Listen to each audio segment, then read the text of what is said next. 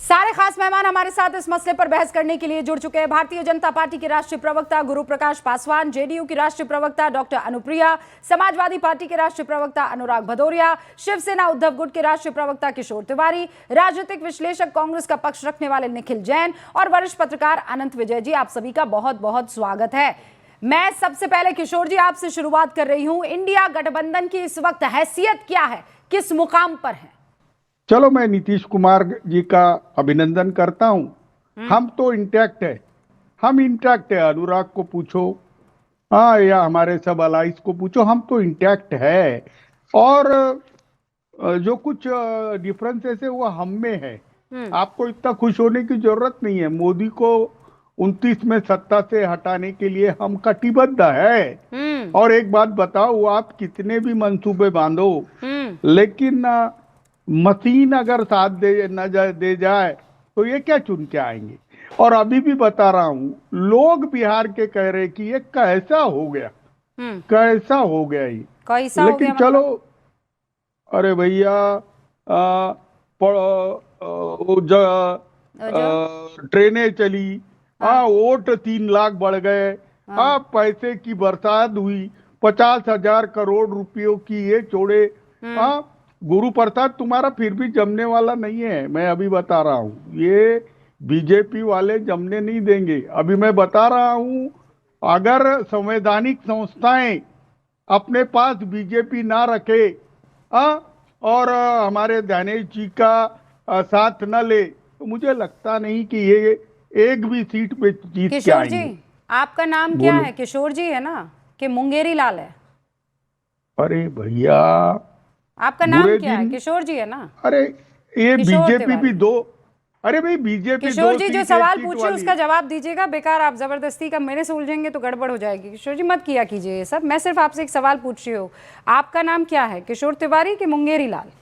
किशोर तिवारी है तो फिर आप प्रैक्टिकलिटी पर बात करेंगे, और अगर मुंगेरी लाल है तो फिर आपको हसीन सपने देखिए जो आप 2024 से पहले भी देख रहे थे। मैं बहुत सीरियस लेवल पर सर डिस्कस कर रही हूँ।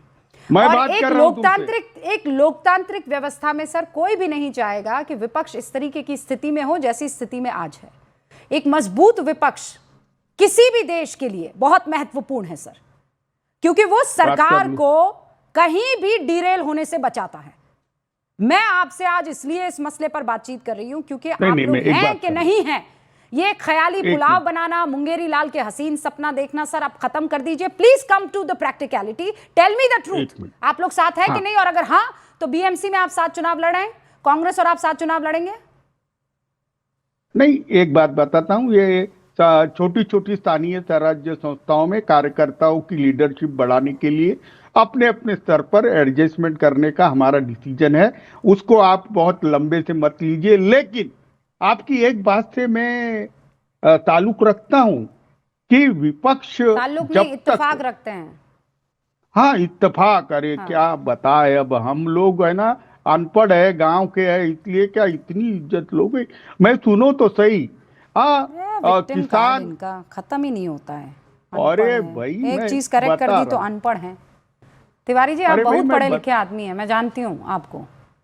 अब मैं बात कर लूं। हाँ, कीजिए। कि देखो, किसानों की आत्महत्या, बेरोजगारी, ग्रामीण अर्थव्यवस्था का पूरे तरह से धरातल पे आ जाना, मोदी जी ने जितने 12 साल में प्रॉमिस किए उसको कहीं भी रियलिटी में नहीं लाना, इस पर विपक्ष लक्ष्य केंद्रित क्यों नहीं करता? अरे वोट चोरी वगैरह छोड़ो, ये तो मेरे यूथ लोग ही है ना, संभाल लेंगे इनको। भागना मुश्किल हो जाएगा, भागना। जैन जी आएंगे, भागा देंगे। लेकिन मैं चाहता हूं फिर मुंगेरी लाल बन गए आप, किशोर तिवारी बनिए ना आप, फिर मुंगेरी लाल बन गए। जेनजी आकर, जेनजी नेपाल वाला नहीं है, ये बांग्लादेश वाला नहीं है, ये जेनजी भारत का है। इसको पता है क्या सही क्या गलत है, इसको कोई बेवकूफ नहीं बना सकता है। किशोर जी, अब चूंकि गुरु प्रकाश पासवान की तरफ आप पहुंचे हैं कुछ सवाल लेकर, गुरु प्रकाश पासवान जी कह रहे हैं कि ये सारे मुद्दे तो जेनजी संभाल लेगा।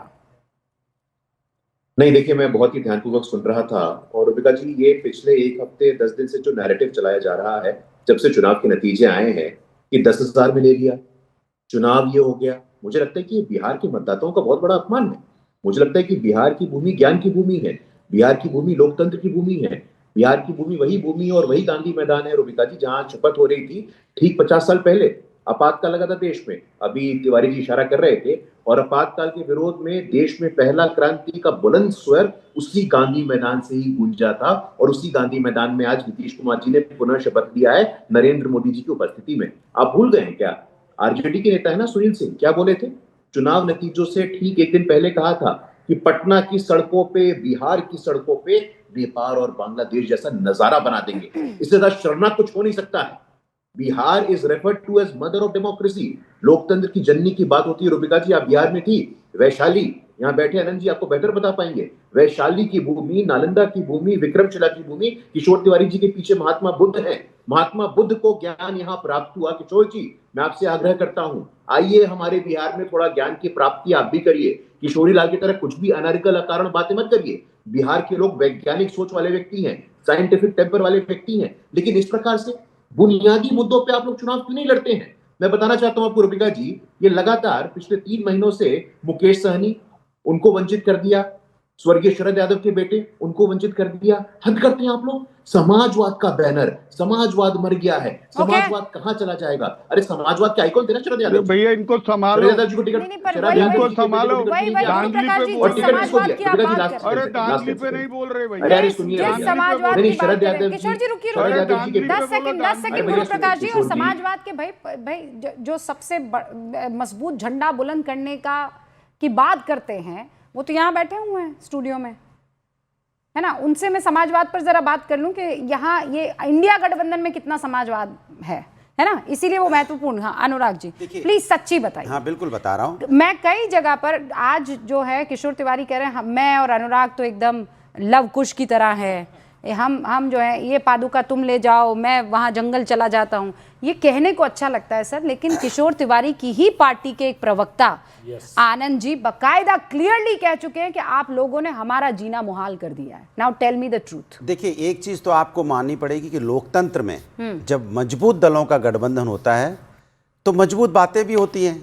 मजबूर दलों का जब गठबंधन होता है तो मजबूरी की बातें होती हैं, तब उसमें कोई अपने नेता की बात भी नहीं कर पाता। कई बार हमने देखा है एनडीए गठबंधन के नेता बैठते हैं, आपके चैनल पे बैठते हैं, वैसे बैठते हैं, वो अपनी पार्टी की बात नहीं कर पाते तो दूसरों की क्या बात करेंगे, वो बीजेपी के ही राग गाते रहते हैं। अब सवाल है कि जहाँ पे कोई गलत चीज़ होगी तो हम सवाल उठाएंगे ना। हमारे अंदर अगर हमें लगेगा कि किसी पार्टी में कोई, हमारे जो सहयोगी दल हैं और हमारे इंडिया गठबंधन में अगर कहीं कोई कमजोरी है, कोई गलती हुई है तो हम उसको सुधारने की कोशिश करेंगे, उसको टोकेंगे। तो हम टोकते भी हैं और ये जिम्मेदारी बनती है। लोकतंत्र, इसी को तो लोकतंत्र कहते हैं कि आप हमारे समझ में आता है, लेकिन रोकना क्या होता है? रोकना भी होता है, टोक लीजिए, कोई रोकना भी होगा। आप तो रोक लेते हैं, आपकी बात नहीं कर रही हूँ। अब मुझे ये बताइए, बात होने दीजिए ना। आप कह रहे हैं मजबूत, मुझे ये बताइए अभी गठबंधन में नीतीश बाबू मजबूत कि तेजस्वी बाबू मजबूत? कौन मजबूत? कैसे आप कैसे डिसाइड करते हैं मजबूत? देखिए अब सवाल यह है कि नीतीश जी का जब गठबंधन था तेजस्वी यादव के साथ, उन्होंने जब सरकार चलाई 17 महीने, तो 5 लाख युवाओं को रोजगार दिया गया। उसका फायदा अल्टीमेट नीतीश कुमार जी ने ले लिया। उनको लगा कि चीफ मिनिस्टर यही थे, इन्होंने दिया। हालांकि उसके बाद तो रोजगार मिला नहीं। फिर हमारे साथ नहीं है। नहीं, नीतीश जी आपको हमेशा से प्यारे रहे हैं। नीतीश जी की आप तस्वीर कीजिए। हाँ अच्छी बात है। आप चुनावों में भी यही काम करते रहे, अब शपथ ले चुके यही काम कर रहे हैं। अब 2 साल बाद मैं आपसे बात करूंगी, आप वही काम करेंगे। मुझे गठबंधन के बारे में बताइए ना, आपका गठबंधन इस वक्त किस स्थिति में है? वेंटिलेटर पर है, ट्रेडमिल पर है, आपकी तरह वर्जिश कसरत कर रहा है, स्ट्रेचिंग कर रहा है? आप क्या है, कहाँ है?